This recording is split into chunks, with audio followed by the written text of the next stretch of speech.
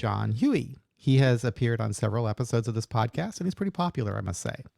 He has been abstinent from alcohol also for over 30 years, and his approach to recovery has always been practical and secular. He writes poetry and is the author of the Moscow Poetry File, which was published by Finishing Line Press in November of 2017. He's also published numerous articles on the websites AA Agnostica, AA Beyond Belief, and I'm sure many others. You can learn more about John and his writings and his past appearances on this podcast at his website, john-huey.com. So today's topic is the first in a series on atheism and sobriety, and concerns itself with a article that John wrote regarding the, how I understand it, the ethical moral compass of an atheist and why it's not necessary to rely on a higher power, and in fact is insulting and when it's implied in 12-step meetings. So I really want John to expand on that, and we will have a conversation ensue that I hope will be enlightening for everybody. John, how you doing? I'm doing good. Yeah, this is sort of a bigger bite than I thought it was going to be initially when we It's very intellectual. talked about it. Yeah, I have one of my academic consultants, a very sort of well-known guy that I won't name him at the moment, but I've already had somebody that I really respect in our field who's overseas take a look at the article, and I got positive feedback. So that I've had at least one independent, look at this with somebody I respect. So I think I've got the right approach. But there's not much thinking about this. And when I say this, I mean the whole aspect of atheism and recovery. There's very little out there on this. There's true. Volumes and reams of dissertations and books and scholarly works regarding atheism. I actually have there's a very comprehensive book that's just been published in the UK, very expensive, unfortunately.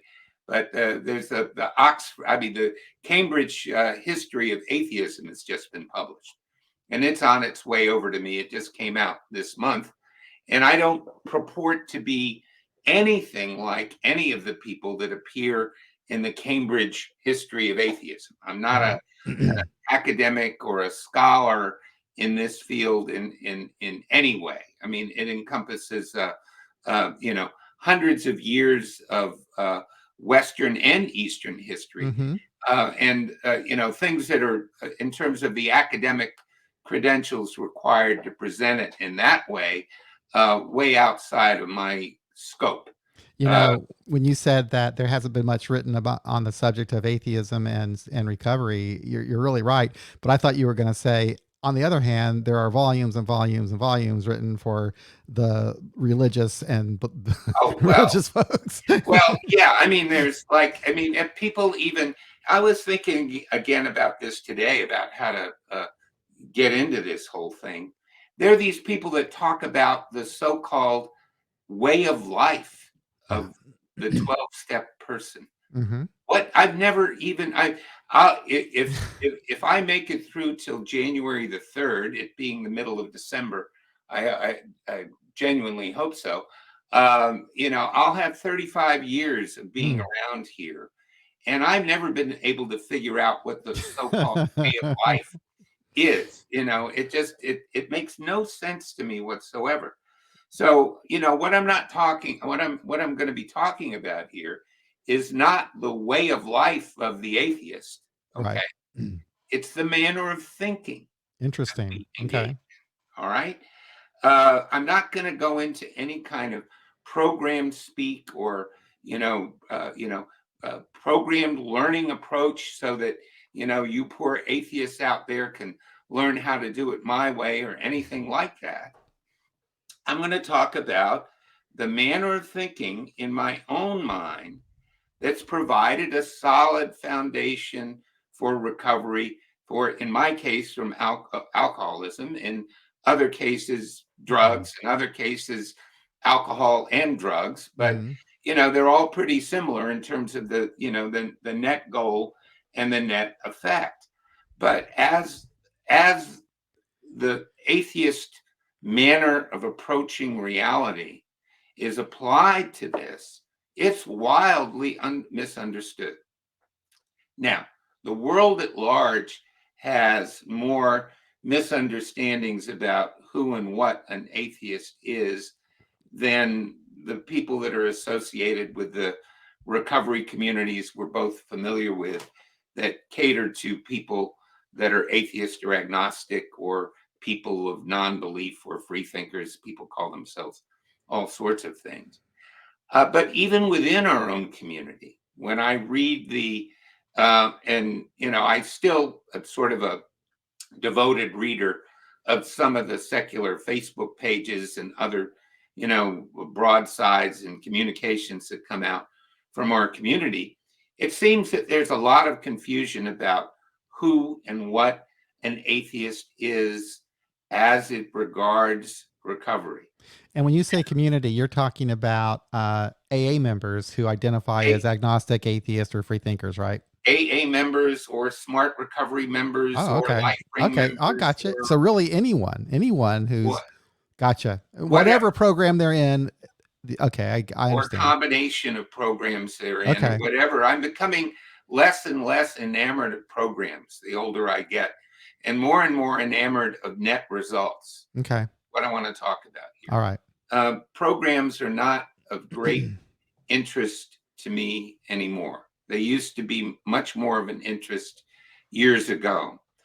But the net results of our thought patterns and how they impact our recovery and our ongoing and continued sobriety are extremely important to me. And one of the greatest misconceptions about atheists is that somehow or another, because we don't have a concept of God, higher power, many of us don't even use the word or consider the word spiritual or spirituality or any of that other stuff, that we somehow lack a moral center. All right. And that is absolutely patently false. And my feeling is that even some people that are in our secular recovery communities somehow or another get the impression that they have to kowtow or ostensibly believe or somehow encompass some sort of programmed approach that's based on spiritual principles in order to recover. Again, it's a mystery to me. As I've said before and written before many times, I woke up one morning at age 12 and discovered that I didn't believe that stuff anymore. Right. And I come from a long line of, hundreds of years of European Christians, Calvinists, Huguenots, the Presbyterians, the works, right? So I had a thorough indoctrination as a young child. But from a very, very young age, I categorically rejected all of that stuff and have not carried any baggage from a religious tradition into my adult life. It's not relevant to me. So when I encounter people, yourself and others who talk about having come to their non-belief over a long period of time and having disengaged as adults from religious institutions and programs and thought patterns, that's a different thing than where I'm coming from as a person, as an individual. But I think that much of maybe what we're going to talk about here tonight is relevant regardless of when and how you came to your unbelief. I'm a little mystified by people that are still influenced by spiritual beliefs, knowing them to be untrue, but that's not what I want to talk about in this particular conversation. Okay. Right? I'm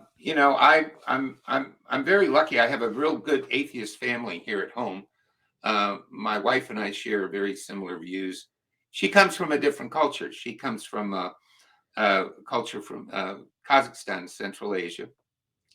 And I discuss a lot of my I don't discuss a lot of this recovery stuff with her because it doesn't apply to her. Right. She doesn't have our issues.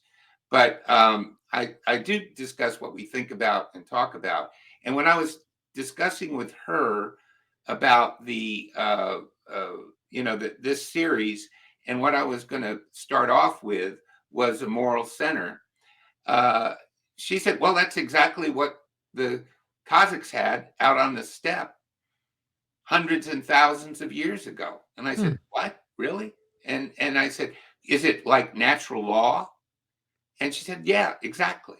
That's what it was, natural law. You know, you don't steal the other guy's animals. You Mm-hmm. don't murder your neighbor. Right. You don't steal your best friend's wife. You don't do certain things to keep peace in the tribe so that the society can continue and grow and prosper. Right. All right. And Mm-hmm. this goes back to a time before the Muslims showed up in Central Asia. This Okay. goes back to the times of when the tribes out there were animist and shamanistic in their Mm-hmm. beliefs, and Mm-hmm. having nothing to do even with the Muslim religion, which became predominant there before the Soviets showed up and Mm-hmm. stamped all that foolishness, Mm-hmm. much of that stuff out, at Mm-hmm. least for a time. So, this is not something that's just unique to Western culture or unique to uh, uh, the people from the United States or Europe. It's a universal set of concepts that applies to any culture, any language, or any set of philosophical beliefs. Right. And I'm not going to maintain in this that being an atheist, being a lifelong non-believer, not believing in any of these underlying spiritual ideas has any superiority in terms of my moral context to someone that arrived at it a different way, Sure. be it Christian, Mm-hmm. Hindu, Muslim, Mm-hmm. whatever. Right? I do insist, though, that when we're dealing with people in the outside world, or we're dealing with people in our recovery communities, that we very clearly say that because we are atheists, we have nothing to apologize for in terms of the way and the manner in which we can lead a reasonable life. And do you We can, feel that there are those in the recovery community, or maybe even just an organization, maybe, and that's involved with recovery, that does that? That does oh, make absolutely. it feel like we There's an must apologize. organization that has no name that has two initials that start with the Mhm. first letter of the alphabet. I, That which I try not to use at all anymore. yeah. Not having any involvement with them whatsoever. But uh, yeah, I mean that's what that's all about. Okay. I've already gone down that rabbit hole in other podcasts. I mean, Yeah. they can, people can look at my talk about the steps from Toronto and Right. uh, you know, uh, There's plenty of material with you on that for yeah, sure. there's plenty of stuff about them and that and those 12 and all that stuff. Mm-hmm. But yeah, sure, there's a lot of pejorative views about non-believers and a definite implication that the only way to a moral path is that way, Yeah. or a way that's similar, or the belief somehow magically, John, the belief that something that isn't there is going to take you to a higher path. You know That what's funny? Ironic in a way, is that I remember being told as a newcomer that you're not a bad person, you're a sick person, you're just someone trying to get well. You're not a bad person, but then you go through this process where it's like you say, you're going to have a way of life. You're going to, you know, you're going to expunge your character defects. So what's a character defect if you're a good person? So yeah, it's odd that it's presented one way, but in fact, the process that you go through does imply that there's something wrong, and you have to believe in some sort of a supernatural power to get right. well, The only thing you have to do is believe in a few principles that are based on natural law. Right. And But you if see what I'm saying though? That's what you're being confronted with Oh, is absolutely, right. absolutely. And there's that residual effect of people that say they're atheists and behave otherwise. Now that is an interesting deal. I was probably one of those and probably drove you crazy at the time. Well, we might have had a few chats about that early on, okay, but which we got over. Yeah. But yeah, well, that's the thing. Hardcore atheists like me, right, are often viewed negatively, not by just the world at large, but by people within our community that say, oh, how could he be this, that, or the other because he's so hardcore? I have heard people use the term atheist almost synonymous with bad. Oh, yeah, Seriously, absolutely. seriously. Absolutely. No doubt about it whatsoever. Yeah.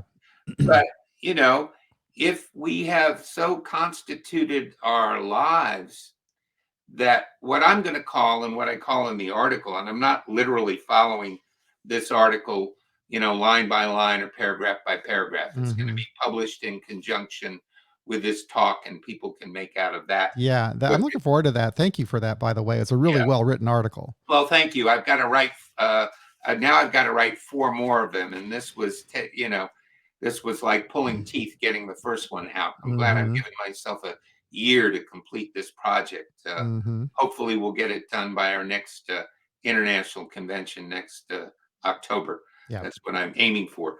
But in any event, the underlying idea is that we can live a moral life without any of the other baggage that people imply you have to have a moral center. Why do people necessarily feel that that baggage is so vital to even someone like myself that wasn't, that Hmm. never was imbued with the baggage, right? Hmm. I certainly was imbued with the fact that I couldn't steal, for example. That was impressed upon me at a very young age. I was very clearly told that I couldn't gratuitously harm others and expect to get away with it. Right. Right. Um, I was very clearly told that I was not above the law. Right. Well, there are plenty of Christians that say they're Christian but act like they're above the law. Hmm. And I'm sure there are a few atheists that behave that way. Sure. But I was convinced as a very young child that I wasn't above the law. All right. Yeah. And, that, yeah, there's a famous, I just saw Bob Dylan a week or two ago, and he's still wonderful, by the way. But one of my favorite lines of his, before his Christian conversion experience that he had in the late 70s, is to live outside the law, you must be honest. All right. And that has all kinds of deeper implications. I mean, and when I think of that phrase, I think, to live outside the so-called moral imperatives of the majority culture, you must be honest. Hmm. Good You point. can't, you can't reject their imperatives without picking up the essence of what I'm again calling a moral center from somewhere. And in my case, when I looked around the world and, we have, various people, good friends of ours that are all involved in, you know, uh, uh, the real discipline of philosophy. But, I came up and again looked at the most common definition of what natural law is. All right. And the most common definition, and I'll read this one, I won't read a lot of this stuff. The most common definition that I could come up with of what natural law is goes like this: because a body of unchanging moral principles regarded as a basis for all human conduct. Say it again. A body of unchanging moral principles regarded as the basis for all human conduct, and or an observable law relating to natural phenomena. Hmm. That's the part I like as Okay. well, Okay. because not only do we have to, or not have to, but to claim that we are moral under the impetus of natural law, um, understand some of the universal rules of human conduct, we have to observe what's around us as it relates to the natural world and the natural phenomena, and what happens and what we do when we go outside of those parameters, right? Right. Now, we're faced with these programs that are based on spiritual forces, higher power, God, and things that we know that are, if we are in fact atheists, which Right. I am, things that we absolutely know are untrue. So, how do we encompass that while we're looking for another path? How do we find that other path? How do we understand the other path? In my case, when I had all of these underlying moral principles, but certainly my conduct in the, Yeah. particularly in the later stages of my drinking years, Mm-hmm. did not necessarily comport with all of the things regarding a moral center Sure. under natural law that Mm-hmm. I knew to be true. Mm-hmm. I'm not claiming that I was a saint Right. all the way along, Right. okay? Or even that I'm a saint today. Mm-hmm. It's just that it was very clear to me, particularly from the early days when I first started getting sober all those years ago, that I had been under a cloud, you know, Mm-hmm. had been under a cloud of misdirection and had gotten confused about my own direction in life. And in my case, the way in which I got recentered, which is I'm not at all a fan of what we might call conventional meetings Okay. that start and end with certain readings and Right. have certain plaques and things Mm-hmm. on the wall or anything like that. But I'm a great fan of our secular meeting, which still is under the rubric of those initials, Mm-hmm. that I've been going to here since 1988. Mm-hmm. And what I learned in there, going back to the earliest days, and I did learn in other meetings and in conventional meetings, what I did learn was that I could come back to try to sort of get to that moral center through listening to my fellow alcoholics and addicts describe how their lives had changed as the fact, as a net result of stopping. Yes. And you've been clear on that in previous articles that it's Absolutely. abstinence itself that uh, reforms the behavior or whatever how you want to word it. It's abstinence itself that gives us that, I guess, right way to Abstinence, think. yes, abstinence itself. And now I'll say something that'll really piss some of them off. Okay. I believe that true abstinence is based on self reliance. Oh, interesting. Not just the absence of I drinking believe alcohol. I believe that it's also, as my thinking has started to evolve on this, um, and it's the polar opposite of what people in these programs tell you. Well, They you're say, right. This is kind of interesting because the one thing that always has frustrated me about, and I'll just say the initials AA. The thing that has frustrated me about that is sobriety is given a different definition than just the abstinence of drinking. Sobriety is given like like it's defined as some sort of moral way of being. For example, you will hear people often say, "Oh, he's not sober; he's a dry drunk." Because he has not done the program and he's not living the way. Blah blah blah. I've always had a problem with that. Why can't sobriety just be sobriety, not drinking? Well, sobriety and based on what you know to be true yourself, right? Um, I always felt whether I was drinking or not drinking, right? In my own cosmology, in my own little world, um, that the personal outcomes for me and for others were mostly based, and when you analyze those outcomes, were mostly based on a factual appraisal of the life circumstances as they presented themselves to me. I knew that I was an alcoholic long before I quit, Mm, for example. right. I had made a very critical appraisal of my lifestyle when I was in my mid 20s.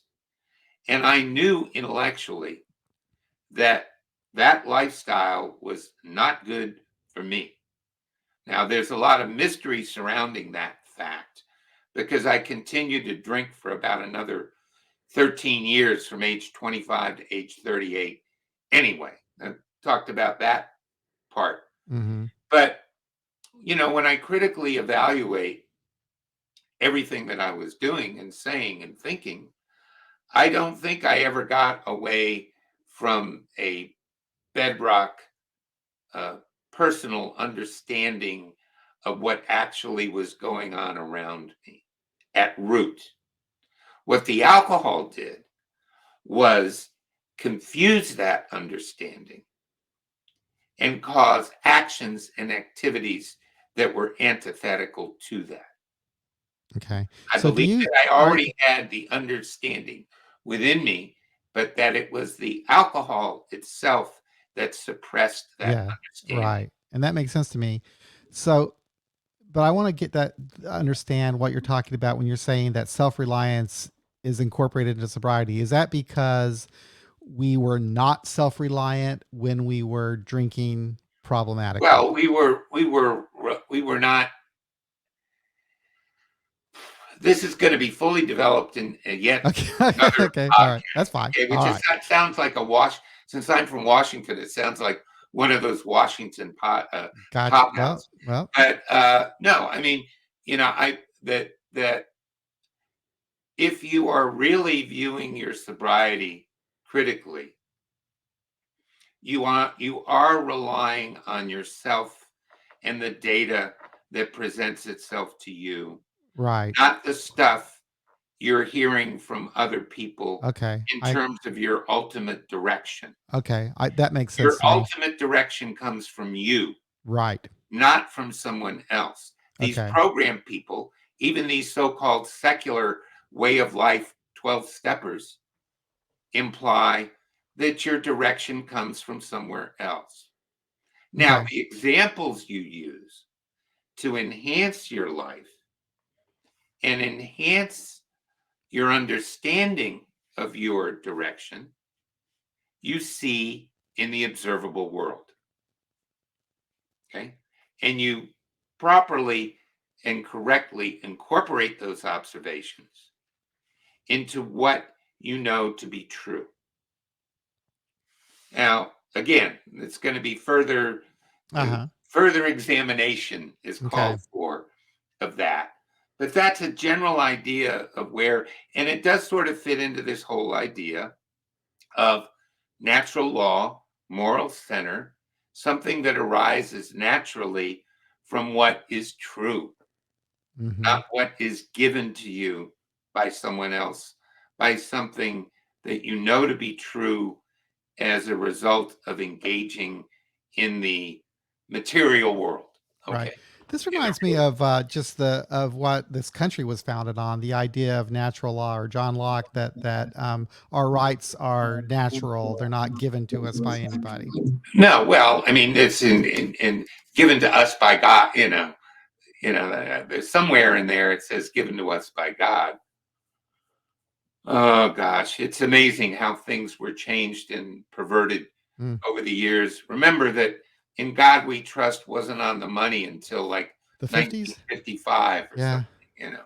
Yeah. So these things have been imposed, little by little from the outside. Right. Right. Thomas Jefferson wasn't exactly the most religious guy No, he wasn't. No. on earth, No. even though he violated natural law by violating He the did. natural rights Right. of his fellow human being Right. Right. in the most fundamental way. Right. But it's not a seminar on Mm. Jefferson, but what you hear about our founders and the underpinnings of our culture and society are not necessarily true either, all of the time. Right. So, where am I headed with this thing? Um, I wanted to go back a little bit to this. I had to actually do some research. I generally don't research these Mhm. podcasts. Mhm. And most of them are extemporaneous, Mhm. conversations, right? Mhm. Right. But I had to do uh, a, a little bit of digging on some of this to sort of define a little bit uh, about what atheism and morality might look like. And I looked in this. There's a very good reference book. Excuse me. It's called the Oxford Handbook of Atheism. I'd highly recommend it. It doesn't cost $265 like this Cambridge Encyclopedia that's winging its way to me. It's much Mm. more affordable. Mm. It can be found on Amazon. Oxford Handbook of Atheism. It's a great book. And there was this guy. There was one essay in there on atheism and morality by this guy, Eric Wallenberg. Okay. And there was a sentence or two in there of his that really resonated for me. And that he came up with this. He said, sometimes morality refers to human moral beliefs and practices. Other times, morality refers to moral truths or facts. And which is which? Hmm. Is morality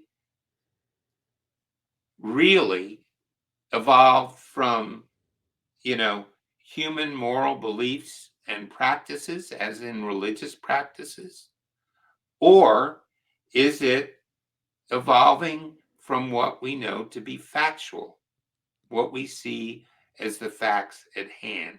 And that to me was you know, the essence of that. And Mhm. this guy in his essay said that what he wanted to do was make the case that the question of whether there are objective moral truths is independent of the existence or non-existence of God. Mhm. There are, in fact, objective moral truths in the world that we can adhere to. And that sort of took some of this. Some of the people listening to this might think this is a little mushy Mm. in terms of its rigor, but that sort of helped, you know, coalesce and pull some of this together. Does Mhm. that make sense to you? Yeah, it does. It does. You know, when I was drinking, I was never on the solid ground that I knew. I was on pretty solid intellectual and moral ground when I was a kid, as I Mhm. recall. Right. Much of what I heard and much of what I saw was true. But when I started drinking, I was between age 15 when I Mm. really started drinking and age 38 Mhm. when I quit. I'm 73 now. Um, I just stumbled and blundered into a lot of blind alleys that made no sense given what I knew to be true in the beginning. Mm. Right. And as a very young kid, I was thinking about the 60s this week. I've been thinking about Mm. the 60s and the times we spent there. Mhm. we were really very heedless and very sort of careless about our lives and what we knew to be true about um, taking care of ourselves and being Right. a responsible member of a community and all of Right. those other things. That was a, kind of a very heedless and careless time. Mm-hmm. And it really wasn't until I had a few hard knocks that I understood that there might be something wrong with the hedonism that I'd been engaged in with such vigor throughout the 60s and early 70s. But by then, there was something that actually had taken a hold of me that I didn't really understand, which is something that does, in fact, interfere with your moral center. And that was the fact that I had become addicted, that I had a physical, psychological addiction. Mm-hmm. So the disconnect between what I knew to be morally so and morally true and some of the behavior patterns and activities that I was engaged in, it might have started off as all good college hippie fun, but where it led me to in the end was a psychological and physical addiction, Mm-hmm. which had obscured all of that. Right. So, what practical use does this have to the people that are coming in today? That is just what I was going to ask you. What is this all about? Okay. Bottom line is if you are an atheist, nothing is wrong with you because of Okay. that. Right. You don't need to fix your atheism. No. You don't need to fix your perceived reality if that's the perceived reality that you truly know to be so. Right. You do not have to deal with that. And Right? the only reason it's necessary to say this is there are people out there in the world, and a lot of them, who insist that you must, as an atheist, change that. Or you must, for example, do something called the 12 steps, Right.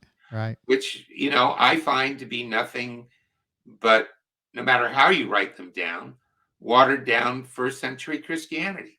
Yeah. It's something that I absolutely refuse to do. You know Right? what's kind of interesting when you were talking about when you started this, you mentioned how was it Uzbekistan that Kazakhstan. Kazakhstan, where they had the monument to the natural law and everything. And okay, so it's like a religion. All that religion does is take what is natural and puts a lot of hocus pocus, supernatural spin on it. Right? So it's like, we know that to have an orderly society, we shouldn't be stealing from our neighbors and murdering people, etc.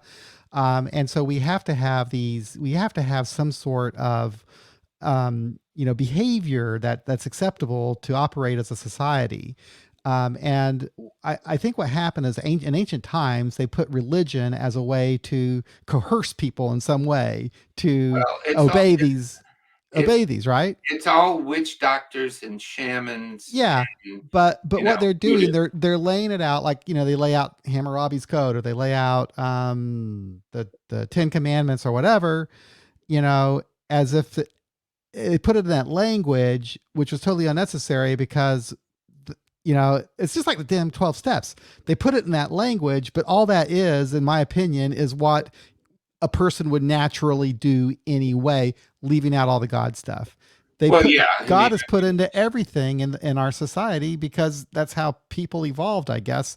Our society's evolved to keep people in place, I think. well, it's a mechanism of control, Yeah, it is. which goes back to some of the things we've discussed in the past. Right. It How is the a mechanism of programs control. Yeah. are, and the way it's framed in our little world is often in a what I refer to as a passive aggressive way, in which someone is actually oppressing you and telling you that you are not being oppressed simultaneously. Mm, And that's what a hammer this morality stuff can be. Right? right. Right. Uh, if if you are not insane, you know what a moral center is. Right. Uh, if you have some sort of sociopathic psychiatric disorder, you don't, right? And or sometimes if you're in the grip of uh, an insane devotion to a substance, you might know in your heart of hearts, but you do that stuff anyway Right. because of the substance, Yep. right? Hmm. In our case, the vast, vast majority of people who are not insane and who may have some neurotic tendencies, but are not totally impaired from a psychiatric point of view. When you take the alcohol away, the reasonable, more centered life appears. Yeah. Yeah. I think that's true. It absolutely is true. Hmm. Okay. So, what's it all about? Again, the newcomer that's listening to hear, what are these old guys going on and on about? Well, A, you don't have to feel bad about being an atheist, Right. right? It is what it is. You are what you are. Um, and no, you can rely on yourself and your own best lights to find a way ahead. Mm-hmm. You have to find a way ahead. Now, in my case, I'd say it's absolutely impossible to find the way ahead if you continue to drink or use. I don't see it. Right. I don't encounter people who are drinking and using and really finding their way ahead. Right. They're dealing in the shadow world. Hmm. They're dealing in a world of dreams. Yeah.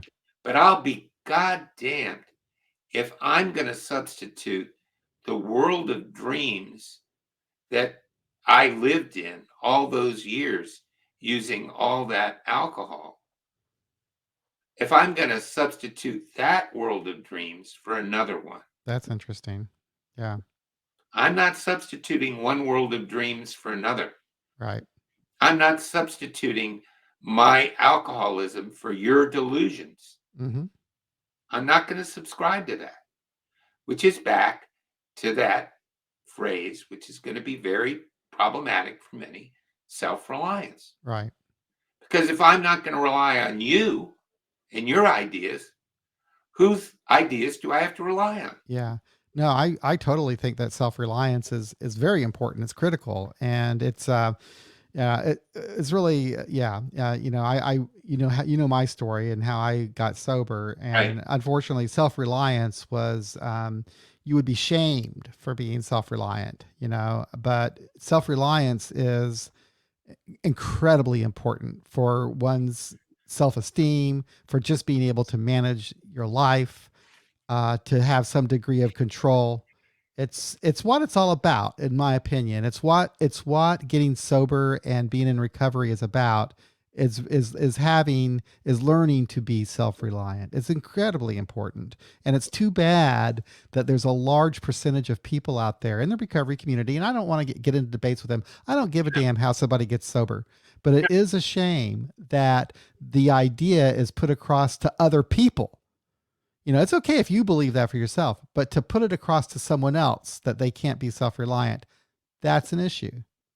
Yeah, It causes damage, and yeah, I'm trying to, exactly. Yeah, yeah, I'm not sitting here reading my damn paper. If people are going to be able to read it, it's going to be connected to this thing. yeah, it will be. But I'll just go to one paragraph in here where I think I touched on something that's germane to what we're just discussing here. And I say in here on I guess on the third page, since it's necessary for me to live in a world based on the facts as I find them, I've further discovered that there is true liberation in acknowledging the proposition that, as a lone actor, in a discrete universe limited only by materialism, physicality, and the senses, that as an individual, I have no inherent right to anyone's life, time, property, or aspirations but my own. Right. Very well. If you are Beautiful. relying on yourself and your perceptions in the real world, you find out that you don't own anyone else. Right. Yep. That's why, at long last, I have a successful marriage. Okay. Yeah. And, I believe that that's why, despite not being the most perfect parent in the world, having been traveling the world and away a lot, Mhm. and Mhm. was a divorce in there and a lot of other things, I have this just, to me, just very, moving, astonishing relationship with my two adult daughters, because I realized very early on that they're individuals, Right. that I need to respect them and their lives, just like I expect to have my life and my time and my impulses respected. Sure. Sure. And that's how you end up, even as an atheist, right? Even as Mhm. a, you know, hardcore belligerent, our friend Mark and the belligerent Legend savage, right? Savage. Mhm. You know, yeah, even as a hardcore old belligerent savage, I can have these relationships if I deal with the world in a realistic way. Right. And it's impossible for active alcoholics and addicts To to do do that. that. Right. No, that makes What part sense. of this do you not understand? Yep. You wanna live in the world as an atheist, as an individual. But if you pour these substances on what you know to be true, you will do what you know to be wrong more Yeah. often than not Yep. for That's yourself and others. that's very well put, John. So there we've got a moral imperative, Yeah. a moral center, Right. a moral universe to live with. Yep. Okay. I why people find it necessary to have a God to be good is, of course, totally beyond me. Right. I have no problem if you're good and you've got God. All Right. right. I've actually met a couple of real Christians in my life. Sure. I'm a great admirer of that, our amazing former president, Jimmy Carter. Mm. I think he's one of the real ones, if Mhm. there's such a thing as a real one out Mhm. Mhm. there. I think he lives in a total fantasy world, Mhm. but he does nothing but good as he Right. goes around the Right. world doing whatever it is he does. I've got Right. no argument with that. Yeah. But I think he's one of the few. Yeah. That's just my own other observation. And I just always go back to whatever anyone else believes is fine with me. Just don't tell me what I need to believe. Just don't tell me that I have to conform to your belief. That's where I draw the line. So, if somebody's faith inspires them to get sober or to be good or whatever, good for you. But don't tell me that I need to do the same as you. That's the problem. And that's Well, what causes harm. and it causes harm to atheists, which is Right, it another thing does because about they're the ones that the don't have that faith. They're the minority in our society. right. And I to think that we're growing, but we're still a right, minority. right. And to the young atheists that are coming around, particularly the ones that are condemned or they think they're condemned to going to these conventional programs and these conventional meetings, all right? What they assume about you is not true. Yeah, You have no obligation to, in any way, react or respond to information that someone has projected about you that comes out of their own fantasy world. right, right, Don't listen to it. right. Not only don't believe it, don't let them take up, and it's a cliche, but don't let them take up space in your head. Yeah, Do not allow them to do that.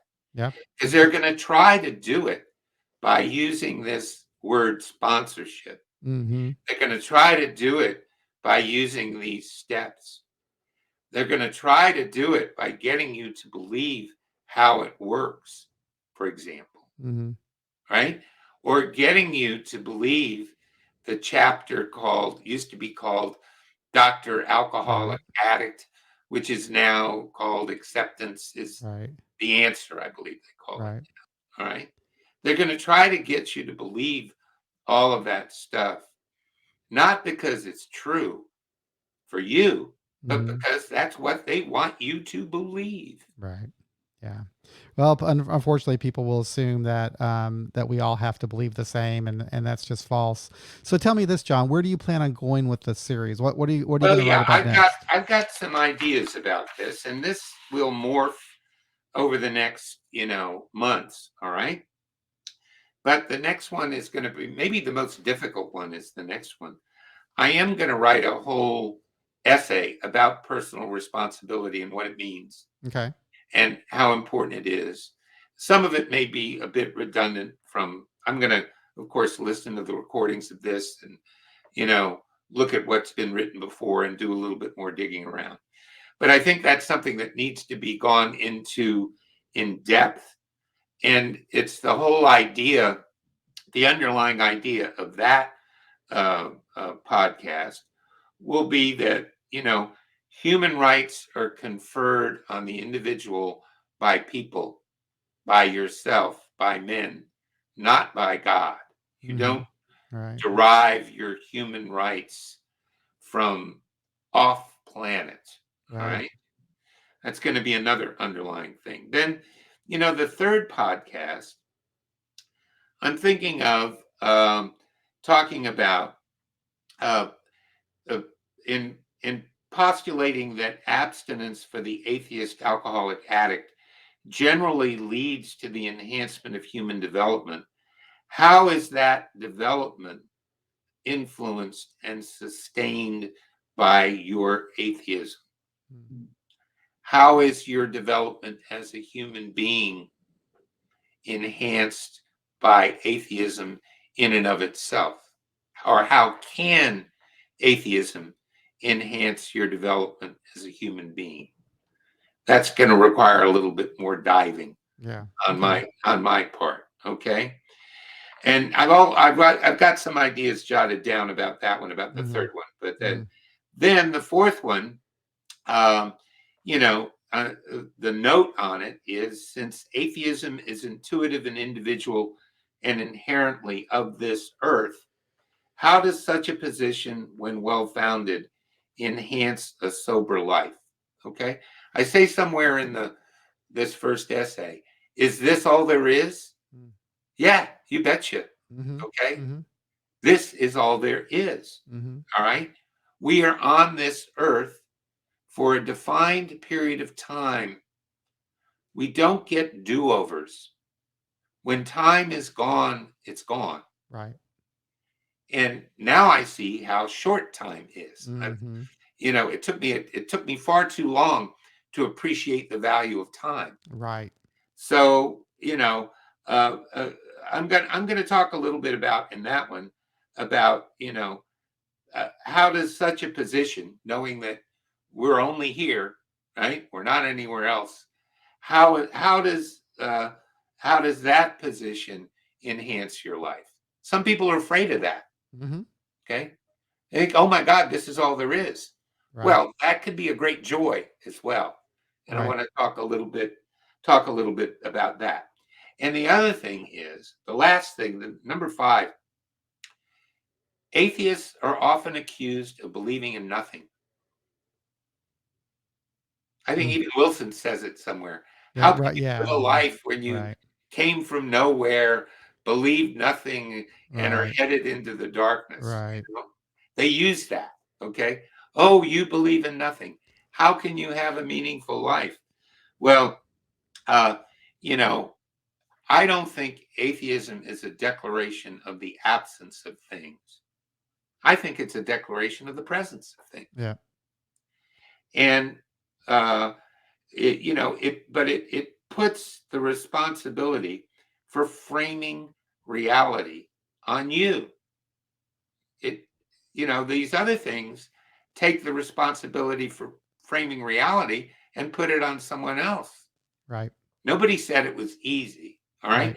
Right. One thing I'm not going to claim in this series that it's easy to go through life or go through this world as an atheist. Right. If you want easy, I can suggest any number of tabernacles to go to find an easier way. Mm-hmm. There's buildings and buildings filled with people that will give you an instant, easy way through this existence. Yeah. So if you're looking for easy, please turn this off now, because you're not going to find easy here. But again, it all relates to alcohol and drugs, because that's what this series is Sure. about. How does the responsibility to define reality for yourself or oneself affect a life without alcohol and drugs? How, in the context of defining reality for yourself, does that affect your life as a sober person? Yeah. And all of this will be developed and fleshed out. And well, I look forward to this. well, maybe So, what I'll do is I'll create a playlist, like atheism and recovery or something like that. Right. So that someone who does identify as an atheist and is hearing all this clamor of you got to do this, you got to do that, that maybe listening to these podcasts and reading what you've written will help them understand that no, there's nothing about me and my beliefs that need to change, and it's right. Yeah. So that's why it's important, and that's how it relates to recovery. Yeah, this is not for Buddhists in recovery. No, or this is for an atheist. agnostics in recovery. This is for an atheist who could have a very difficult time. Even most treatment centers, an atheist could have a difficult time if they're being presented with recovery from a moral plane or whatever. Well, and there are a lot of practical situations in life. Yeah. Just like there are a lot of practical situations in life where I wouldn't suggest that anyone describe themselves as being in recovery. I wouldn't suggest going into the average courthouse in the United States and announcing to the judge and the jury that you're an atheist. Yeah. I wouldn't advise that. Could be a problem. Because we're an oppressed minority. Yeah. So, I'm not Pollyanna about this. There are distinctions that are real world distinctions that are made about us. And there are, in fact, prices you pay to be honest with yourself. Yeah. Well, thank you so much for coming on here and talking about this and taking the time to write. We'll be posting this on the website, on YouTube and Vimeo, and all over the place, so that people can. Let's see what kind of reaction we get, and it'll be interesting to sort of look at the playback of this, compare it to what I write, and then it probably will influence what comes next. Okay. So thank you for the opportunity. This has been Chance.